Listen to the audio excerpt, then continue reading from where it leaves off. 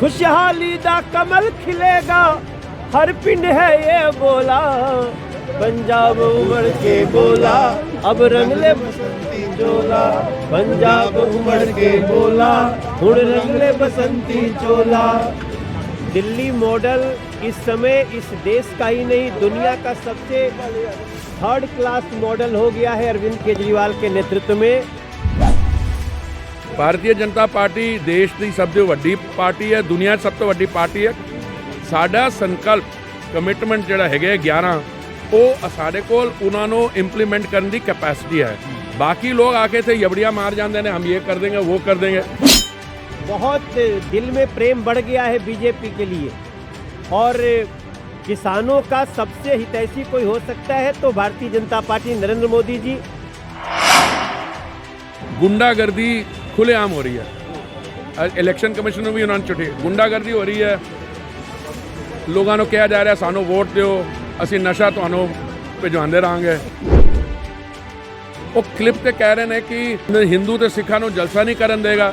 और यार हिंदुओं का जलसा, हिंदू ते सिखां दा ये जमीन है, उन्होंने जलसा नहीं करने देगा। मैं घुस के मारूंगा, ऐसा आदमी अरेस्ट क्यों नहीं हुआ?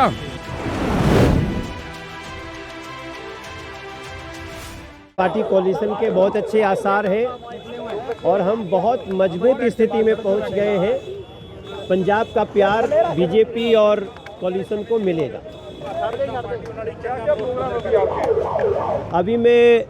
अभी तो मैं यहाँ की चाय पीऊँगा और हमारे बड़े भाई तरुण चुग जी जो जैसा बताएंगे वैसे चलना है। फिर यहाँ से मुझे होशियारपुर जाना है, फिर फगवाड़ा जाना है, फिर कल मैं मोहाली पहुँचूँगा, ऐसे खन्ना पहुँचूँगा। ऐसे हमारे 6 कार्यक्रम हैं, 6 हमारी रैलियाँ हैं। और पंजाब के लोगों से हम जो बात सुन रहे हैं, समझ रहे हैं, तो पंजाब उमड़ के बोला, हुण रंग ले बसंती चोला।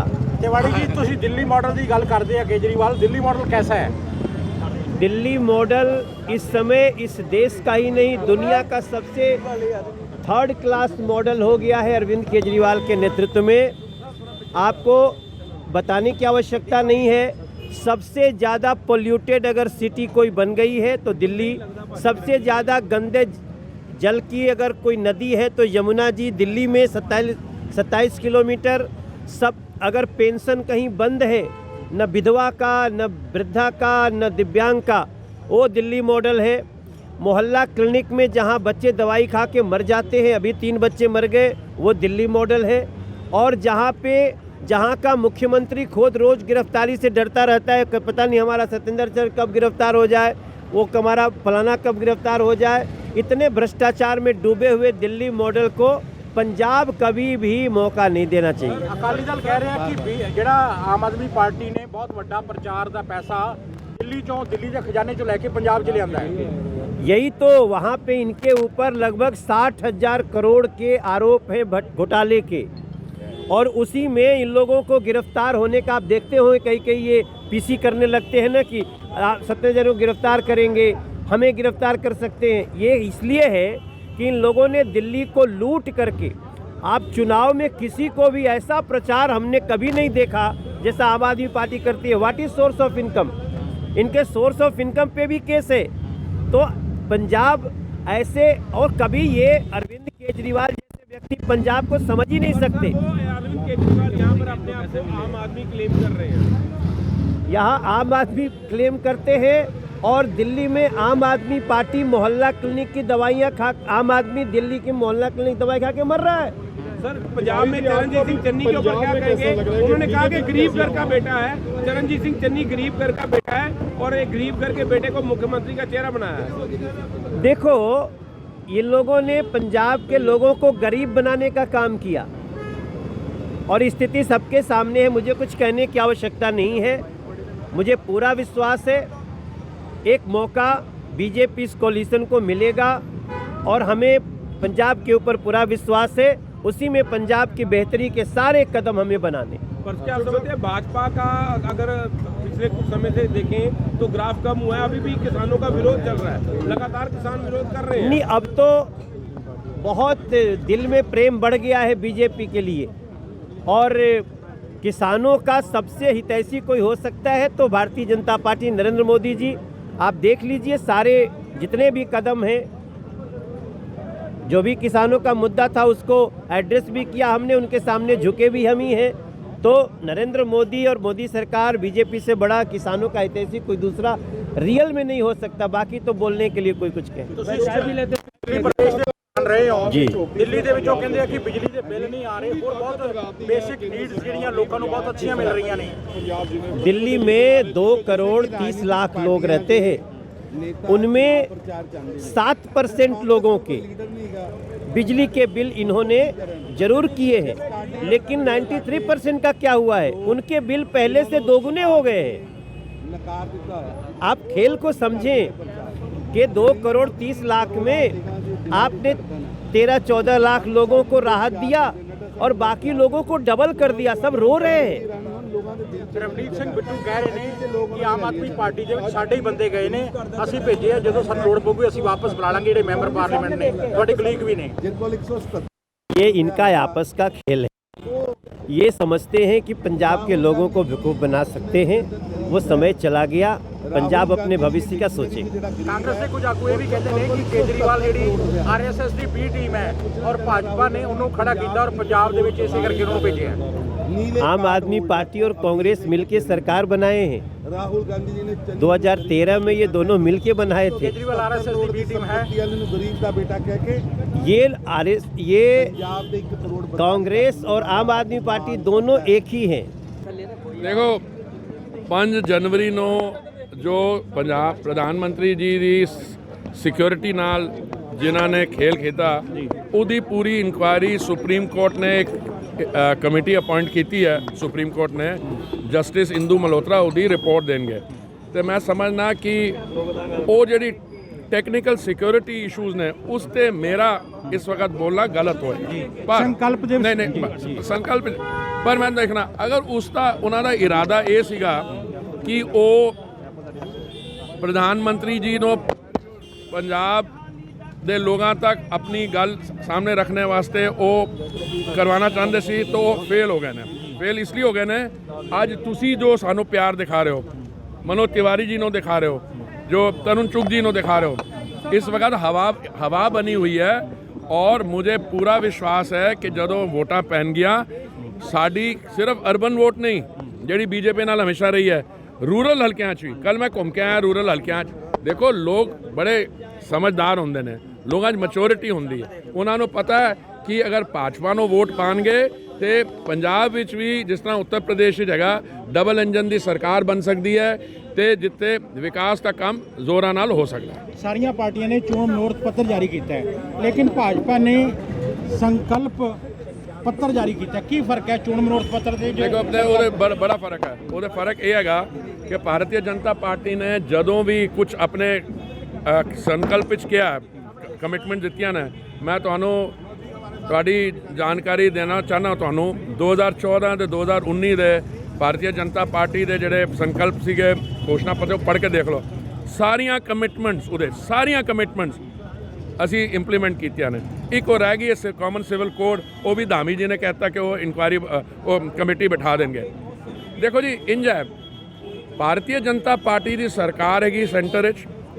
ਭਾਰਤੀ ਜਨਤਾ ਪਾਰਟੀ ਦੇਸ਼ ਦੀ ਸਭ ਤੋਂ ਵੱਡੀ ਪਾਰਟੀ ਹੈ, ਦੁਨੀਆ 'ਚ ਸਭ ਤੋਂ ਵੱਡੀ ਪਾਰਟੀ ਹੈ। ਸਾਡਾ ਸੰਕਲਪ ਕਮਿਟਮੈਂਟ ਜਿਹੜਾ ਹੈਗੇ 11, ਉਹ ਸਾਡੇ ਕੋਲ ਉਹਨਾਂ ਨੂੰ ਇੰਪਲੀਮੈਂਟ ਕਰਨ ਦੀ ਕੈਪੈਸਿਟੀ ਹੈ। ਬਾਕੀ ਲੋਕ ਆ ਕੇ ਇੱਥੇ ਯਬੜੀਆਂ ਮਾਰ ਜਾਂਦੇ ਨੇ, ਹਮ ਇਹ ਕਰ ਦੇਂਗੇ ਉਹ ਕਰ ਦੇਂਗੇ। 2,81,000 ਕਰੋੜ ਦਾ ਇੱਥੇ ਕਰਜ਼ਾ ਹੈਗਾ, ਨਾ ਉਹਨਾਂ ਕੋਲ ਇਕਨੋਮਿਕ ਐਕਟੀਵਿਟੀ ਨੂੰ ਰਿਵਾਈਵ ਕਰਨ ਦਾ ਕੋਈ ਪਲਾਨ ਹੈ। ਸਾਡੇ ਤੁਸੀਂ ਪੜ੍ਹ ਲਓ 11 4 ਤਰੀਕ ਨੂੰ ਜੋ ਅਸੀਂ ਕਿਹਾ ਸੀ, 8 ਤਰੀਕ ਨੂੰ ਜੋ ਕਿਹਾ, ਤੇ ਕੱਲ ਤਰੁਣ ਚੁਗ ਜੀ ਤੇ ਮੈਂ ਤੇ ਬਾਕੀ ਆ ਸਾਡੇ ਲੀਡਰ ਕੋਲੀਗਸ ਨੇ ਜੋ ਸੰਕਲਪ ਦਿਆ, ਉਹਦੇ 'ਚ ਐਕਸਪਲੇਨੇਸ਼ਨ ਹੋਗੀ ਕਿਸ ਤਰ੍ਹਾਂ ਕਰਾਂਗੇ। ਸਾਨੂੰ ਪੁੱਛਿਆ ਜਾਂਦਾ ਕਿ ਤੁਸੀਂ ਨਸ਼ਾ ਮੁਕਤੀ ਕਿਸ ਤਰ੍ਹਾਂ ਕਰੋਗੇ।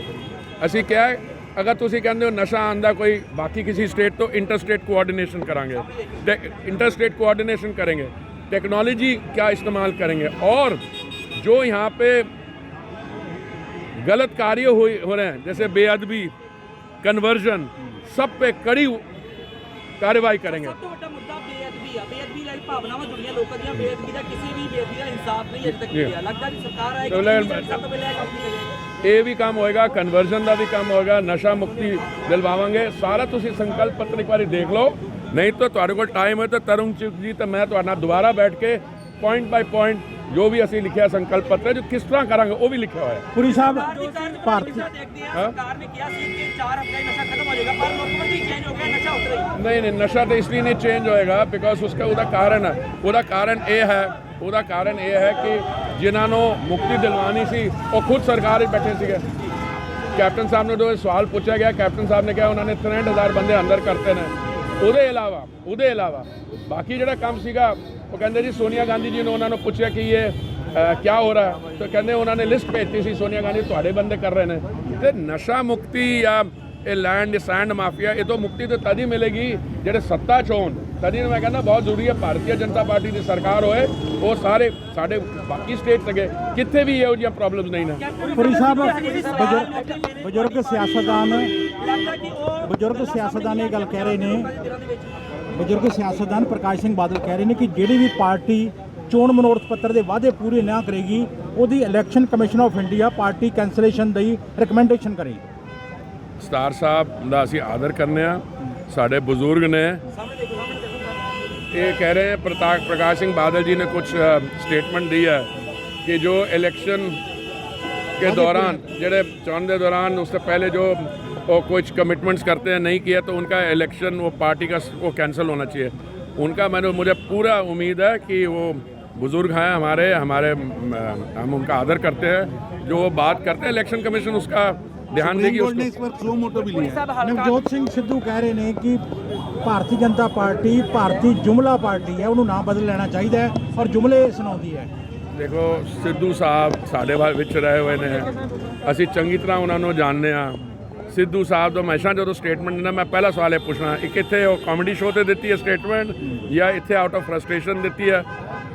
ਮੇਰਾ my heart reaches out to him. Pappu ਉਹਦਾ ਬੇਵਕੂਫ ਬਣਾ ਗਿਆ, ਸਮਝੇ ਨਾ। ਉਹਨਾਂ ਨੇ ਸਾਰਾ ਉਹ ਬਗਾਵਤ ਕਰਾਈ ਕੈਪਟਨ ਸਾਹਿਬ ਦੇ ਖਿਲਾਫ ਕਿ ਮੈਂ ਮੁੱਖ ਮੰਤਰੀ ਬਣ ਜਾ। ਉਹ ਘੁੰਮਦੇ ਫਿਰਦੇ ਉਹ ਫਿਰ ਗਰੀਬ ਦਾ ਚਿਹਰਾ ਆ ਗਿਆ, 100 ਕਰੋੜ ਵਾਲਾ ਗਰੀਬ। ਤੇ ਇਹ ਤਾਂ ਕਾਂਗਰਸ ਦੇ ਅੰਦਰ ਦੇ ਮਾਮਲੇ ਨੇ। ਇੱਕ ਹਲਕਾ ਈਸਟ ਤੋਂ ਤੁਹਾਡੇ ਜਗਮੋਹਨ ਰਾਜੂ ਜੀ ਨੇ ਉਹਨਾਂ ਵੱਲੋਂ ਕੱਲ ਧਰਨੇ ਤੇ ਵੀ ਬੈਠੇ ਨੇ, ਉਹਨਾਂ ਵੱਲੋਂ ਕਿਹਾ ਗਿਆ ਕਿ ਸਾਨੂੰ ਪ੍ਰਚਾਰ ਵਿੱਚ ਵਿਘਨ ਪਾਇਆ ਜਾ ਰਿਹਾ ਹੈ, ਤੁਸੀਂ ਕਿਵੇਂ ਦੇਖਦੇ ਹੋ? ਕੁਛ ਨਹੀਂ ਦੇਖੋ ਕੱਲ ਇੱਕ ਬੜਾ ਅਨਫੋਰਚੂਨੇਟ ਇਨਸੀਡੈਂਟ ਹੋਇਆ। ਇੱਕ ਕੁਝ ਲੋਕਾਂ ਨੇ ਉਹਨਾਂ ਦੀ ਮਿਸਿਸ ਦੀ ਗੱਡੀ ਰੋਕ ਕੇ ਚਾਬੀ ਕਰਕੇ ਤੇ ਉਹਨਾਂ ਨੂੰ ਡਿਸਟਰਬ ਕਰਨ ਦੀ ਕੋਸ਼ਿਸ਼ ਕੀਤੀ ਹੈ। ਹੁਣ ਇਹਦੇ 'ਚ ਇਹ ਸਥਿਤੀ ਹੈ, ਦੇਖੋ गुंडागर्दी खुलेआम हो रही है। इलेक्शन कमिशन में भी उन्होंने छुट्टी गुंडागर्दी हो रही है। लोगों को कहा जा रहा है सानू वोट दो असी नशा तुहानू भिजवाते रहांगे। एक लास्ट सवाल है मेरा जी, मैं पहले ये सवाल का जवाब देना।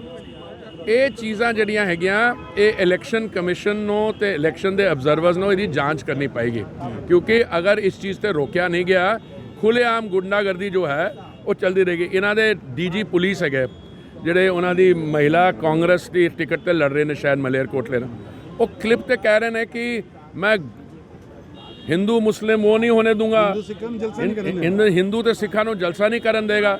ਉਹ ਯਾਰ ਹਿੰਦੂਆਂ ਦਾ ਜਲਸਾ ਹਿੰਦੂ ਤੇ ਸਿੱਖਾਂ ਦਾ ਇਹ ਜ਼ਮੀਨ ਹੈ, ਉਹਨਾਂ ਨੂੰ ਜਲਸਾ ਨਹੀਂ ਕਰਨ ਦੇਗਾ। मैं घुस के मारूंगा। ऐसा आदमी अरेस्ट क्यों नहीं हुआ? अरेस्ट क्यों नहीं हुआ?